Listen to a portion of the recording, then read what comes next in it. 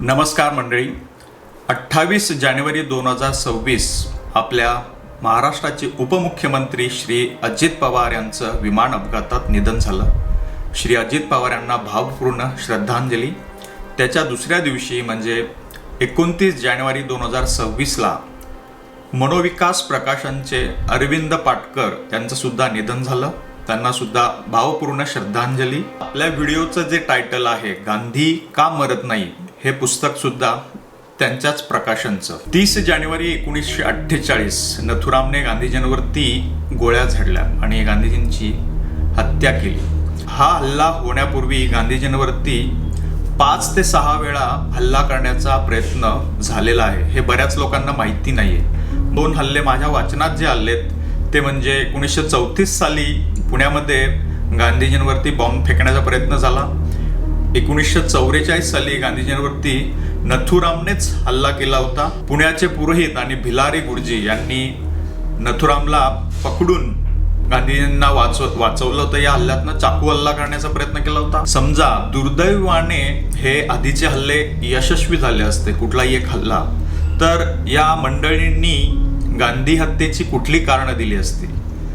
समजा 1934 किंवा 1944 फाळणी झाली नव्हती, पाकिस्तान निर्माण झाला नव्हता, त्यामुळे 55 कोटी देण्याचा प्रश्नच नव्हता. त्यामुळे ही मंडळी कायम फेकत राहिली आणि दुर्दैवाने त्याला काही लोक बळी पडत ते झेलत राहिले.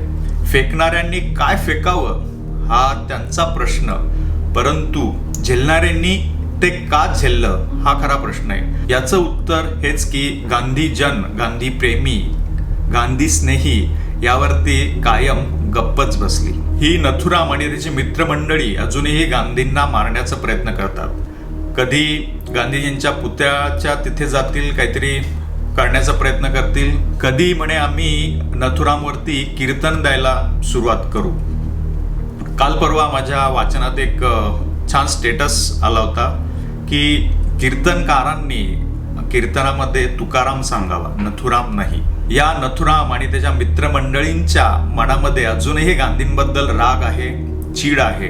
ही मंडळी उघड उघड गांधींबद्दल आपला राग किंवा चीड व्यक्त करत नाहीत, कारण त्यांना इलेक्शन म्हणजे निवडणुका हारायच्या नसतात. आणि नेहरूंबद्दल हे उघड उघड बोलतात कारण यांना निवडणुका जिंकायच्या असतात. काल परवाच्याच पेपरमध्ये एक बातमी होती की गुजरातमध्येही मी नथुराम गोडसे बोलतोय हे आता गुजराती भाषेतही दाखवण्याचा त्यांचा प्रयत्न सुरू आहे. हिंदू लोक गांधीजींवरती टीका करताना म्हणतात की हा मुस्लिम दारिजिना आहे, तर मुस्लिम लोक गांधीजींवरती टीका करताना म्हणतात की हा हिंदू दारिजिना आहे. खरं तर गांधी हा माणूस दारिजिना होता. धर्म, भाषा, जात, देश या बंधनांमध्ये न अडकता माणसावर प्रेम करणार आहोत. आपण नेहमी म्हणतो की परमेश्वर हेच सत्य आहे आणि ते खरे आहे, पण गांधीजी याला जोडून म्हणायचे की सत्य हेच परमेश्वर. गांधीजींचं जेव्हा निधन झालं होतं त्यावेळेस विनोबांना विचारण्यात आलं की गांधीजींच्या मृत्यूची बातमी ऐकून प्रथम तुमच्या मनामध्ये कुठला विचार आला. त्यावर उत्तर देताना विनोबा म्हणाले होते, माझ्या मनाला अजूनही असंच वाटतं की गांधीजींचा मृत्यू झालेला नाही. गांधीजी अजूनही जिवंतच आहेत. सज्जन माणसांचा कधीही मृत्यू होत नसतो आणि दुर्जन माणसं कधीही जिवंत नसतात. ते कायम कल्पनेमध्ये रमत असतात. त्यामुळेच सत्य, प्रेम, अहिंसा ही मूल्य जोपर्यंत मरत नाहीत तोपर्यंत गांधी मरत नाहीत. पुन्हा एकदा गांधीजींना विनम्र अभिवादन. राम राम.